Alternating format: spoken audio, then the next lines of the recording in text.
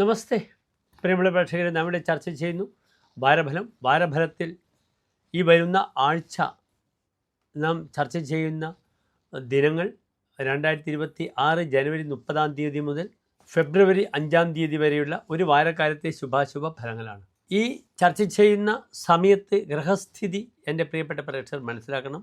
മേടൻ രാശിയിൽ ഗ്രഹങ്ങളില്ല, 2ാം ഭാവത്തിൽ ഇടവത്തിലും ഗ്രഹങ്ങളില്ല, മിഥുനത്തിൽ ചന്ദ്രൻ വ്യാഴത്തോടു കൂടി സ്ഥിതി ചെയ്യുന്നു, 5ാം ഭാവം അതായത് ചിങ്ങത്തിൽ കേതു, മകരത്തിൽ സൂര്യൻ, ചൊവ്വ, ശുക്രൻ, ബുധൻ, കുംഭത്തിൽ രാഹു, മീനത്തിൽ ശനി. ഇവിടെ 3 ഗ്രഹങ്ങൾക്ക് മൗഢ്യം കൊടുത്തിട്ടുണ്ട്. ചൊവ്വ ഉച്ചസ്ഥനായി മകരത്തിൽ നിൽക്കുന്നു, എങ്കിലും ചൊവ്വയ്ക്കും ബുധനും ശുക്രനും മൗഢ്യം കൊടുത്തു സൂര്യൻ. ചന്ദ്രൻ ബലവാനായി വ്യാഴത്തോടുകൂടി യോഗകാരകനായി ഒരു കേസരി യോഗം ചെയ്ത് നിൽക്കുന്നു. ഇതാകുന്നു ഇവിടുത്തെ താൽക്കാലിക ഗ്രഹസ്ഥിതി. ഒരു വാരക്കാലം ഓരോ രാശിക്കാരുടെയും ശുഭാശുഭ ഫലങ്ങളാണ് നാം ചർച്ച ചെയ്യുന്നത്.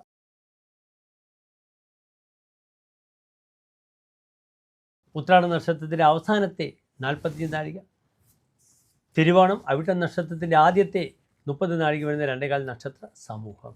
ഇവിടെ മകരൻ രാശിക്കാർക്ക് മകരൻ രാശിയിൽ സൂര്യൻ, ചൊവ്വ, ബുധൻ, ശുക്രൻ 4 ഗ്രഹങ്ങളുണ്ട്.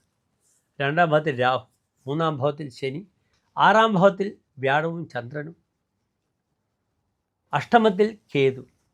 മകൻ രാശിക്കാർ ശ്രദ്ധിക്കണം. ഭാര്യ വീടില്ലാത്ത സമയം, അല്ലെങ്കിൽ ഭാര്യാഗ്രഹത്തിൽ പോയ സമയം, ഏതെങ്കിലും രീതിയിൽ ചില ഇതര സൗഹൃദങ്ങളൊക്കെ വരും.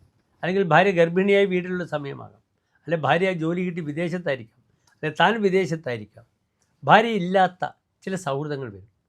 അത് വന്നാൽ അറിയാതെ താൻ അതിന് അഡിക്റ്റ് ആകും. യുവാക്കളാണെങ്കിൽ പ്രായക്കൂടുതലുള്ള സ്ത്രീകളുമായി സൗഹൃദം സ്ഥാപിക്കും.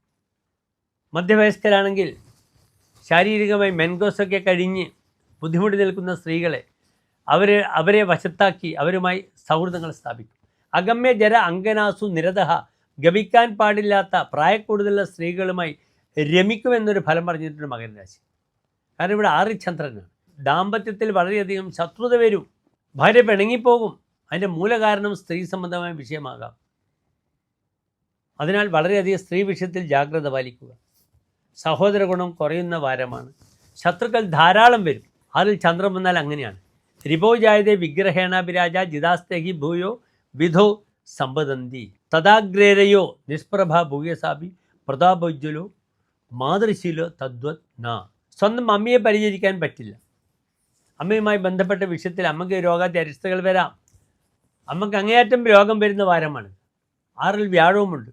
രുചാർത്ഥോ ജനന്യാഹ രുജസംഭവേ, തനിക്കും രോഗം വരും, തനിക്ക് കഫസംബന്ധമായ ബുദ്ധിമുട്ടുകൾ വരും.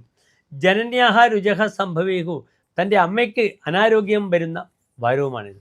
അതിനാൽ അമ്മയുടെ പേരിൽ നിർബന്ധമായും മൃത്യുഞ്ജയ ഹോമമോ മൃത്യുഞ്ജയ പുഷ്പാഞ്ജലി വഴിപാടായി ചെയ്യാം. തൻ്റെ ശത്രുദോഷങ്ങളെ മാറ്റാം. കർമ്മമുട്ടിച്ചേണം നാളികേരം കൊണ്ട് ശത്രുമുട്ടിച്ചേണം. അങ്ങനെ ദോഷങ്ങൾ അകറ്റി ഈ ഒരു വാരത്തെ അനുകൂലമാക്കിയെടുക്കാൻ ശ്രമിക്കണം മകരം രാശിക്കാർ. ഇവിടെ ഭൂമി ലാഭം, ഭൂമി വിൽപ്പന, ബ്രോക്കേഴ്സിന് ഏറ്റവും നല്ല സമയമാണ്. അവരെ അപ്രീഷിയേറ്റ് ചെയ്യപ്പെടുന്നൊരു സമയമാണ്. തങ്ങൾക്ക് കിട്ടുന്ന കാശ് ചതിവൊന്നും വന്നില്ലെങ്കിൽ റിയൽ എസ്റ്റേറ്റുകാർക്ക് ധാരാളം സാമ്പത്തികമായ ഗുണങ്ങൾ വരുന്ന വാരമാണ് ഇതെന്നറിയുക. നന്ദി, നമസ്തേ.